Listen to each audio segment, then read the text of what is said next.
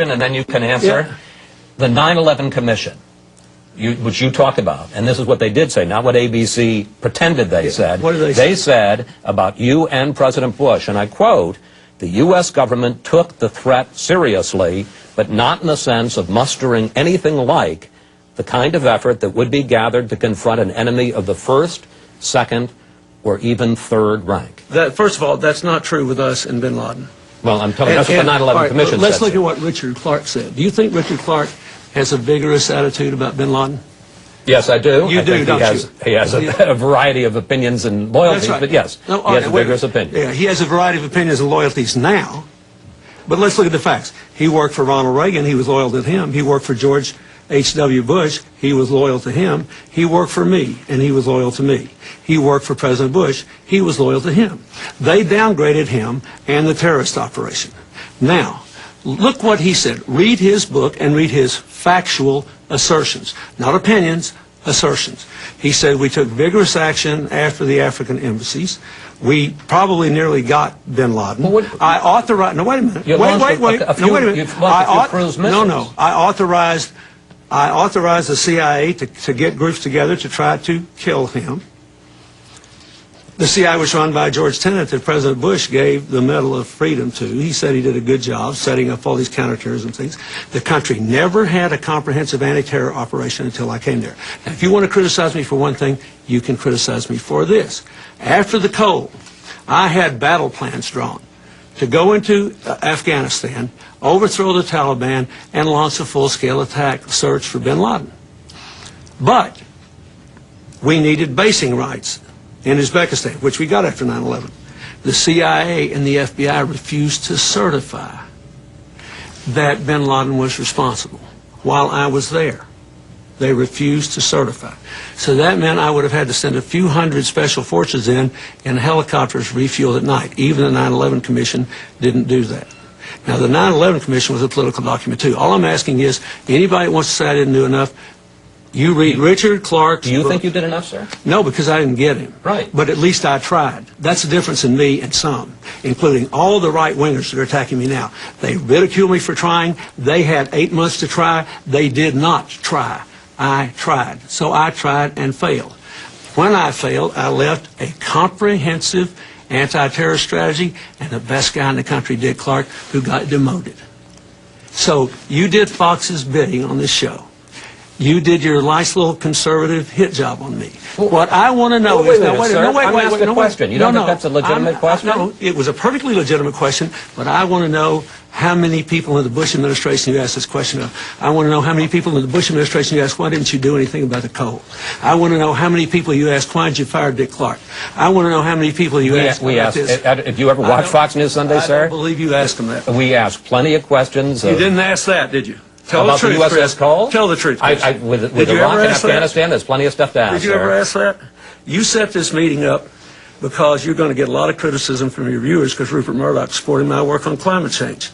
And you came here under false pretenses and said that you'd spend half the time talking about, you said you'd spend half the time talking about what we did out there to raise $7 billion plus in 3 days from 215 different commitments, and you don't care. But President Clinton, if you look at the questions here, you'll see half the questions about that. I didn't think this was going to set you off on such a tear. You launched it. It set off on a tear because you didn't formulate it in an honest way, and because you people ask me questions, you don't ask the other side. Sir, Richard Clark. That is not true. Richard Clark made it clear in his testimony. Would you like to talk about the Clinton Global Initiative? No, I want to finish this now. All right. Well, all I'm saying is you falsely accused me of giving aid and comfort to bin Laden because of what happened in Somalia. No one knew Al-Qaeda existed then. And but did they know in 1996 when he declared war in the U.S.? Did they know in 1998 when he bombed the two embassies? Did they know in 2000 when he hit the Cole? What did I do? I worked hard to try to kill him. I authorized the funding for the CIA to kill him. We contracted with people to kill him. I got closer to killing him than anybody's gotten since. And if I were still president, we'd have more than 20,000 troops there trying to kill him. Now, I've never criticized President Bush, and I don't think this is useful.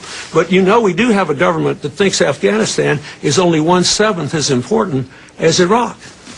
And you ask me about terror and Al-Qaeda with that sort of sort of dismissive thing when all you have to do is read Richard Clarke's book to look at what we did in a comprehensive, systematic way to try to protect the country against terror. And you got that little smirk on your face, and you think you're so clever. But I had responsibility for trying to protect this country. I tried, and I failed to get bin Laden. I regret it, but I did try. And I did everything I thought I responsibly could. The entire military was against sending special forces into Afghanistan and refueling by helicopter. And no one thought we could do it otherwise because we could not get the CIA and the FBI to certify that Al-Qaeda was responsible while I was president. And so I left office. And yet, I get asked about this all the time. They had 3 times as much time to deal with it, and nobody ever asked them about it. I think that's strange. Can I ask you about the Clinton Global Initiative? You can. I always intended to, sir. No, you intended, though, to move your bones by doing this first, which is perfectly fine.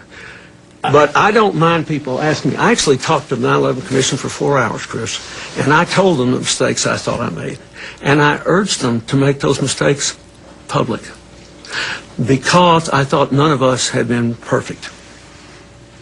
But instead of anybody talking about those things, I always get these clever little political deals where they ask me one set of questions and the other guy's another set. And it always comes from one source. And so... I really want to ask you about the Clinton Global Initiative, but what's the source? I mean, you seem upset, and look, I am upset because... And I can tell you, I'm asking you this in good faith because it's on people's minds, sir. Well, that's right. There's a reason it's on people's minds. That's the point I'm trying to make. There's a reason it's on people's minds because there's been a serious disinformation campaign to create that impression. This country only has one person who's worked on this terror, from the terrorist incidents under Reagan to the terrorist incidents of 9/11. Only one, Richard Clarke. And all I say to anybody is, if you want to know what we did wrong or right, or anybody else did, read his book. The people on my political right who say I didn't do enough spent the whole time I was president saying, why is he so obsessed with bin Laden? That was Wag the dog when he tried to kill them. My Republican Secretary of Defense, and I think I'm the only president since World War II to have a Secretary of Defense of the opposite party, Richard Clarke and all the intelligence people said that I ordered a vigorous attempt to get bin Laden and came closer apparently than anybody has since. All right. And you guys try to create the opposite impression when all you have to do is read Richard Clarke's findings and you know it's not true. It's just not true. And all this business about Somalia, the same people that criticized me about Somalia were demanding I leave the next day. The same exact crowd. So if you're going to do this, for God's sakes, follow the same standards for everybody. I think we did, and be flat and fair. I think we did. When we return, we finally get back to the Clinton Global Initiative, and you'll also hear why the former president says the White House is selling fear in the fall campaign. Well, I don't blame Paul, though. If you got a deal that works, you just keep on doing it. We'll be right back. Fox News